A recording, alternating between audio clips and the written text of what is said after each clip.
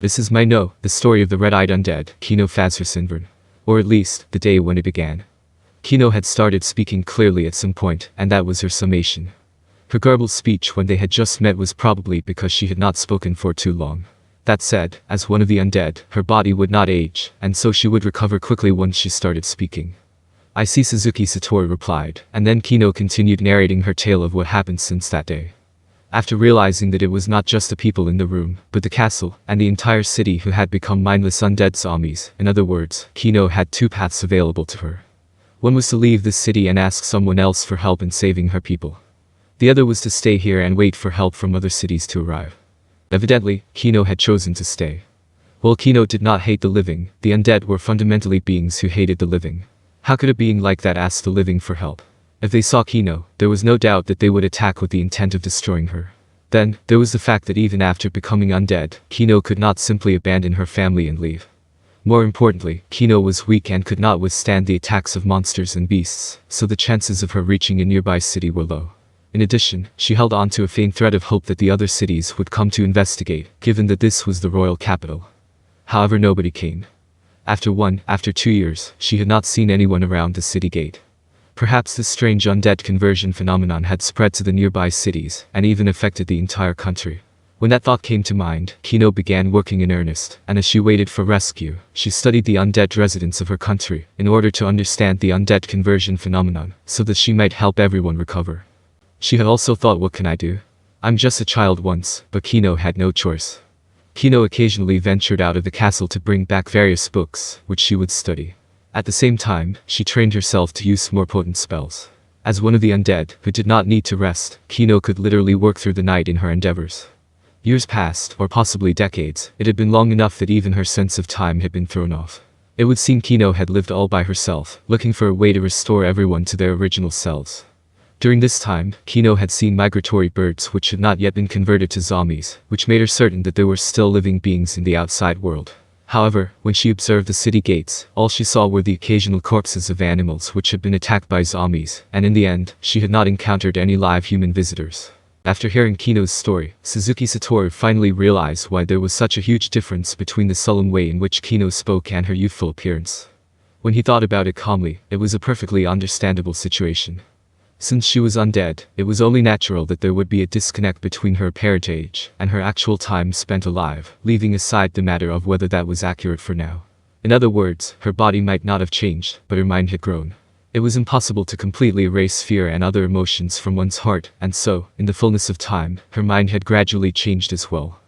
That being the case, would it not be rude to treat her as a child? Suzuki Satori thought. I'll just wait until she makes her preference known, he concluded. All of his life experience to date had told him that it was better to treat women as younger rather than older. And then, her story came to an end. Kino, who had been conducting her research in the castle, now lived in the sewers. That was because she had fled. At that time, she had felt a powerful undead being appear outside the city, one that was more powerful than herself or even her parents, and it had then entered the castle. She had no faith whatsoever in her ability to triumph in battle, and so she took everything she could carry and ran from the castle to here. And then, the events of today had taken place. Just as she was planning to head out to retrieve some magic-related literature from the castle, she suddenly saw an incomparably powerful undead being in the air, Suzuki Satori, and this had led to the present circumstances. I see. He now understood her current condition and the state of the city. However, he had no idea why he had appeared here, or why she and the city had ended up this way. However, it did not seem like this world had been generated in response to Suzuki Satori's arrival. As expected, it would be better to think that there was probably some reason, though it was unclear that Suzuki Satori had been brought to another world. Speaking of which, Suzuki Satori stared at Kino, that undead being in the shape of a little girl. I'm really lucky that I managed to meet someone who knew how this world worked. Doubly so that she's undead. She had mentioned it in her story, but it was only after he had asked her about it in detail that he learned that the undead were universally reviled by the living, and it would not be unusual for them to be exterminated if found. Therefore, it would be very difficult for him to gain assistance. That would mean that Kino was a very important person. It was true that Suzuki Satori most wanted to know about his former friends and the great underground tomb of Nazareth. However, Kino knew nothing about them. That said, it did not make her worthless. After all, it was only to be expected that she would not know about them. It made more sense to think that Suzuki Satori alone had come here, and that everything else had vanished with the game. I'd like to gain her trust and learn more about this world, if possible. At the very least, I'd like to fill in the gaps between what I know and how this world works. That might take a long time.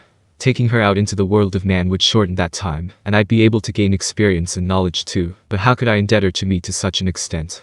Just as Suzuki Satoru was agonizing over that problem. Everyone is important to me.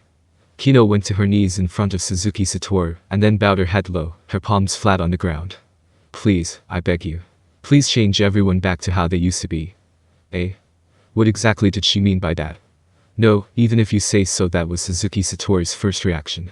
In the game Yggdrasil, Manga was an undead arcane magic caster. He ought to possess the same power in this incomprehensible otherworld. However, he did not have the ability to restore the undead. If the city's people had become zombies because of some negative status, then perhaps killing and then resurrecting them with magic might work. While it could not be used that way in the game, such a tactic apparently existed in other games, namely, killing someone who had gained an incurable status affliction. Strictly speaking, they would be beaten into a near-death state and then resurrected, which would eliminate the negative status effect. However, in the absence of such circumstances, none of the spells in Suzuki Satoru's repertoire included the ability to restore people who had become undead. It might sound strange, but even resurrective items and spells which could be used on undead creatures who had been reduced to 0 HP some time ago, could not restore them to their state before they had become undead. That said, race change items might have a chance here. Unfortunately, once one became an undead creature, most race change items would not be able to change one's undead status.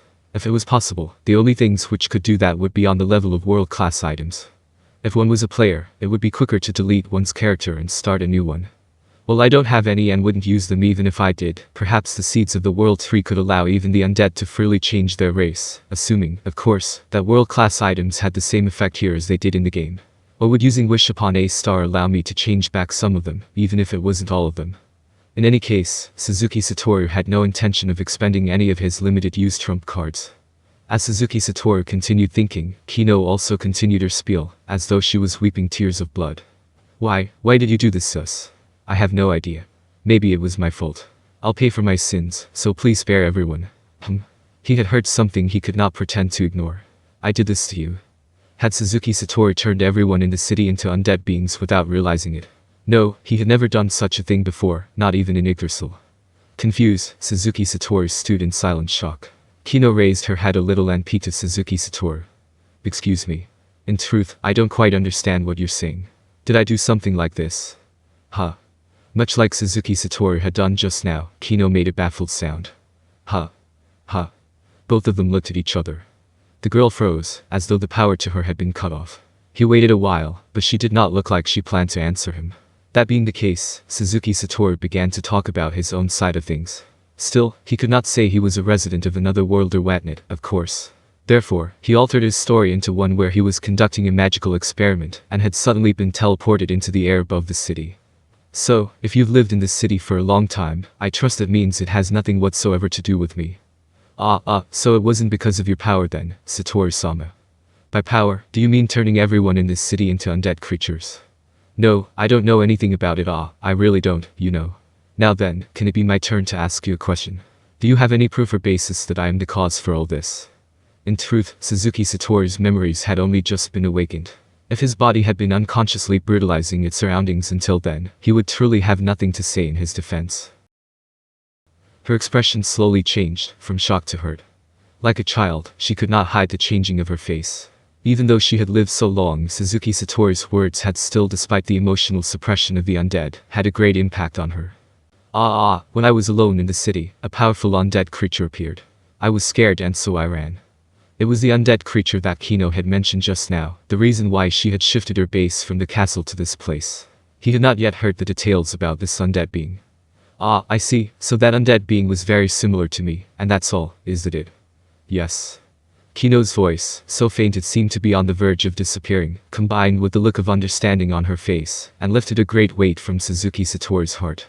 It was not Manga without Suzuki Satoru's mind who had done this. That made him even more certain that he had only appeared in this world at that moment. At the same time, Suzuki Satoru could not help but be surprised at the extent to which Kino believed what he said. Of course, Suzuki Satoru had been very frank and honest with her in the hopes of gaining her acceptance. However, she was the one who would make the final decision of trusting him. In other words, she had believed the words of an undead being she had met for the first time. If she had placed so much trust in him, then he ought to do the same for her. That was necessary for building a healthy relationship between two people. Are you angry? I'm sorry, I'm so sorry I got it wrong, Satoru-sama. No need for that. Don't worry about it. Speaking of which, are you sure that undead creature is the mastermind behind the transformation of the city's people into zombies? No, I'm not sure. But I think there should be a connection, otherwise it would not have appeared at this city of the undead. I see, it does make a certain degree of sense. While he had verbally agreed with her, Suzuki Satoru still had doubts in his heart. That conjecture was full of holes.